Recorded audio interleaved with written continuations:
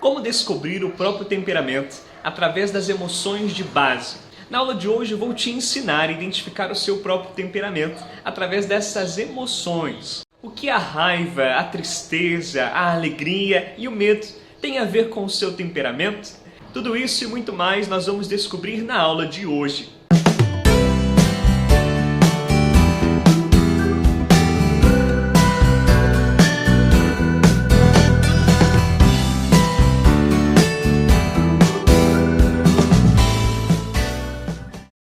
Cada temperamento é influenciado por uma força motriz principal, uma base emocional que o motiva, que o põe em movimento.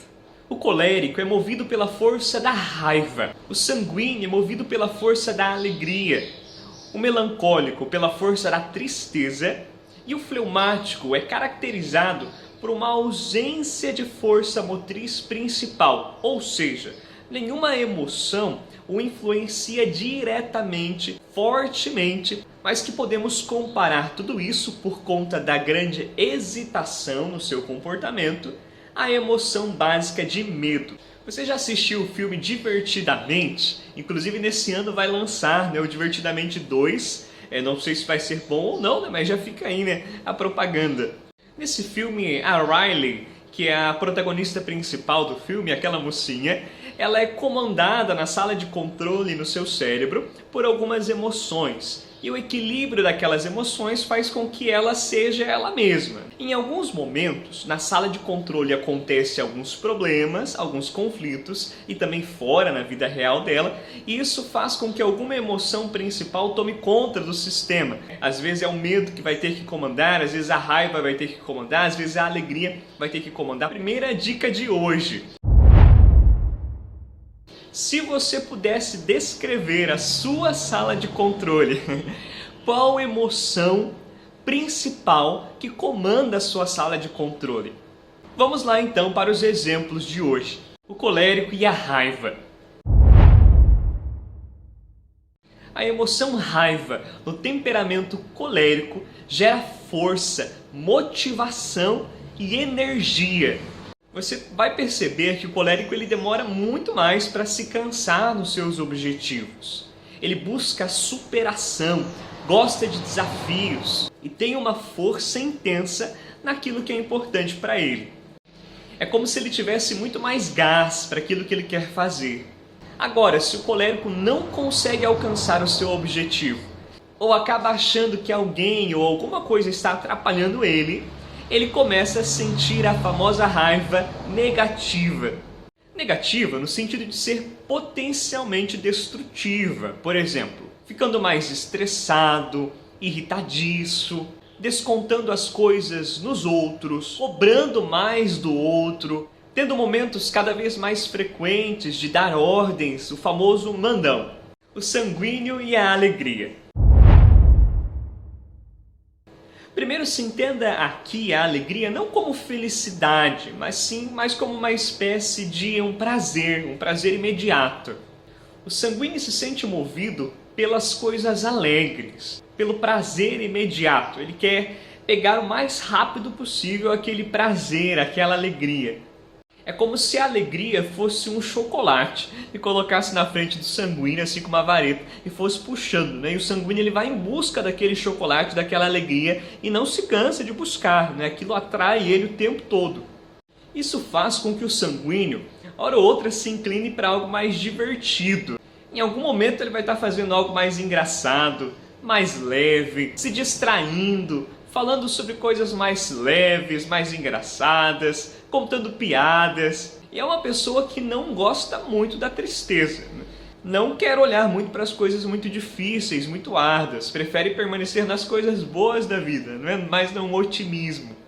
Ele passa pelas coisas mais sérias da vida, assim, meio que tentando não ver aquilo como muito sério. Tentando levar as coisas talvez um pouco mais na brincadeira. E se é inevitável, se aquele árduo precisa ser encarado, muitas vezes vai sentir aquele incômodo, aquela coisa mais chata e não vai ter muito suporte para tolerar aquilo. Por ser mais alegre, o sanguíneo ele tem a tendência a sentir mais falta das pessoas, mais uma carência das pessoas, a necessidade de estar com os outros de querer extroverter, sair para fora, conversando com alguém, em contato com alguém, perto de alguma pessoa. Se sente melhor assim, com as pessoas. E mesmo que às vezes goste, até precise ficar um tempo sozinho, não é muito sozinho não, né? Ele fica sozinho assim pessoalmente, mas se distrai muito, não é? Não é aquele ficar sozinho para refletir, para olhar dentro de si, não. É aquele ficar sozinho mais para se distrair, para fazer alguma coisa relaxante, que o descanse, que seja divertido, engraçado e seja de fato uma distração. Pelo sanguíneo também tender aos prazeres imediatos, né? A alegria imediata, ele tem uma tendência em deixar as coisas sérias, árduas da vida pessoal dele um pouco mais de lado, o que pode resultar numa insegurança emocional, resultar numa pessoa mais insegura, se você olhar bem de pertinho assim. Isso acaba fazendo com que o sanguíneo procrastine, uma das grandes dificuldades desse temperamento também. Porque como o sanguíneo não gosta muito de parar para se reorganizar internamente, ele acaba deixando as coisas mais sérias acumuladas, né? Mas sem fazer mesmo, né? Mais quando está pro urgente. Quando isso chega, vem aquela bomba emocional de insegurança, eu não consigo, eu não dou conta, e de novo ele vai para onde? Tender para o prazer imediato, para as distrações.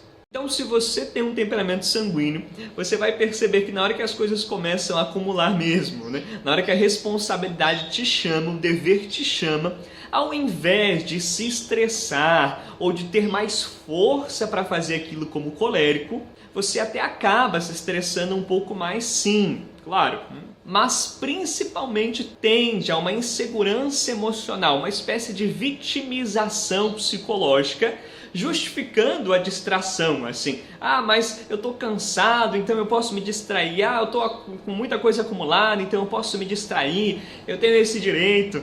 E muitas vezes esse direito até mesmo é utilizado em vícios. Quando o sanguíneo, por não estar totalmente realizado ou se deparar com esta insegurança emocional, ele acaba recorrendo a vícios prejudiciais à sua própria vida. Isso é muito comum.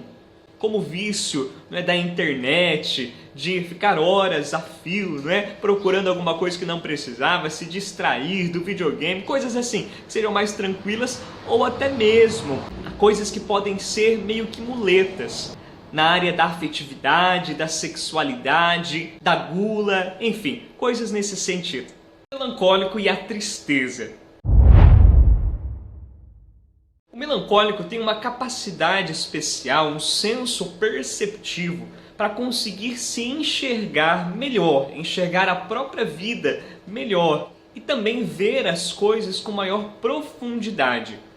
Ele consegue olhar às vezes para o passado, para o presente, para o futuro, às vezes nos mínimos detalhes. Porém, essa capacidade que advém da tristeza, de olhar para tudo isso, muitas vezes não vem com um combo, que seria a força para resolver tudo isso, né? O que acaba o empacando na hora de entender a parte prática do processo, na hora de conseguir realizar a parte prática do como resolver tudo isso, que ele consegue enxergar, mas muitas vezes não consegue sair dali, se resolver. Por isso o melancólico ele tem essa necessidade maior de privacidade, não é? De isolamento, para tentar se reorganizar mentalmente e conseguir tentar, pelo menos, organizar na prática a sua vida. Ou pelo menos mentalmente, com essa busca de uma ordem mental que lhe traga paz, segurança, amparo, que ele se sinta mais tranquilo e satisfeito. Muitos pensamentos assombram o melancólico, né? Por ter essa capacidade perceptiva mais detalhista, mais aprofundada, muitas vezes ele acaba se tornando uma pessoa mais negativa, mais pessimista, ruminadora e não consegue sair de tudo isso, resolver tudo isso, o que muitas vezes resulta numa grande tentação contra a esperança, a virtude da esperança. O que pode fazer facilmente com que ele caia, se não se cuidar, num sentimento de desesperança, voltado às vezes contra si ou contra o mundo, contra as coisas lá fora e contra as pessoas.